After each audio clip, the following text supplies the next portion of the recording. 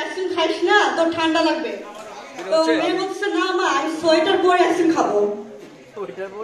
এবং মা এবং মেয়ের মধ্যে আবার কথা হচ্ছে, মেয়েকে প্রথম স্কুলে পাঠাবে।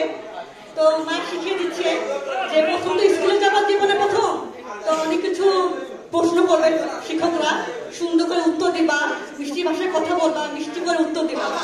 তো স্কুলে গেল মেয়ে, এখন স্যার জিজ্ঞেস করছে তোমার নাম কি?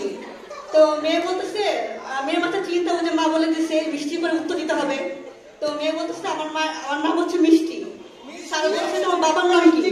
মেয়ে বলতেছে আমার বাবার নাম জিলাপি। তো স্যার বলতেছে তোমার মায়ের নাম কি? তো মেয়ে বলছে আমার মায়ের নাম রসগোল্লা।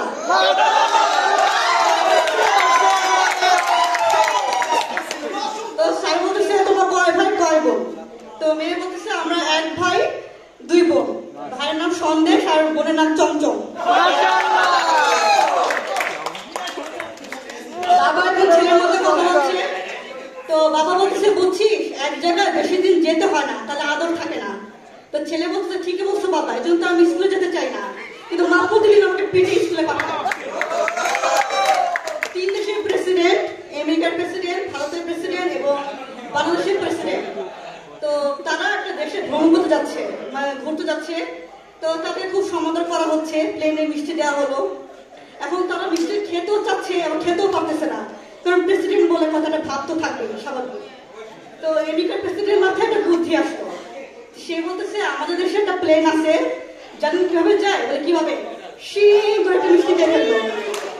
তো ভারতের প্রেসিডেন্ট বলতেছে যে আমাদের দেশে একটা প্লেন আছে, এমন দ্রুত গতিতে যায় যে তাকে চোখে নিমিশে দেখাই যায় না, চোখে নিমিশে চলে যায়। শিং করে একটা মিষ্টি খেয়ে ফেলো, শিং করে একটা মিষ্টি খেয়ে ফেলো, 2টা মিষ্টি খেয়ে ফেললো, 2টা। আর বাংলাদেশের প্রেসিডেন্ট বলছে যে আমাদের দেশের ট্রেন আছে, কিভাবে জানেন? কিভাবে? ও জি জি জি জি জি জি জি।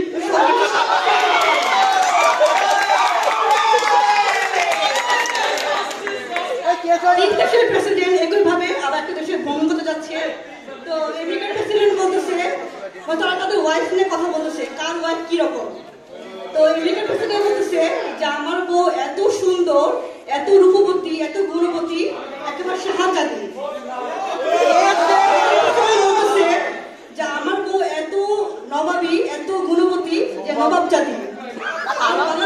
চিন্তা করতেছে কি বলবে, সবাই তো জাতি জাতি বলছে, একজন শাহজাদি, একজন নবাব জাতি, সে কি বলবে?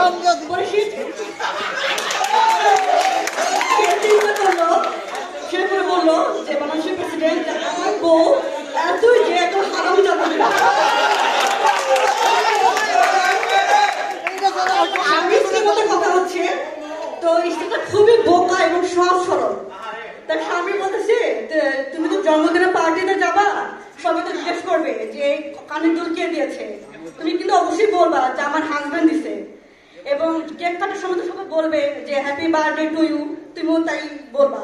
তো গেল জন্মদিনের পার্টিতে, এখন সবার জিজ্ঞেস করতেছে যে কানের দুলটা কে দিছে, ও বলতেছে আমার হাফ প্যান্ট দিছে। সবাই বলতেছে কেক কাটার সময় হ্যাপি বার্থডে টু ইউ, তো স্ত্রীরা বলতেছে হ্যাপি বার্থডে।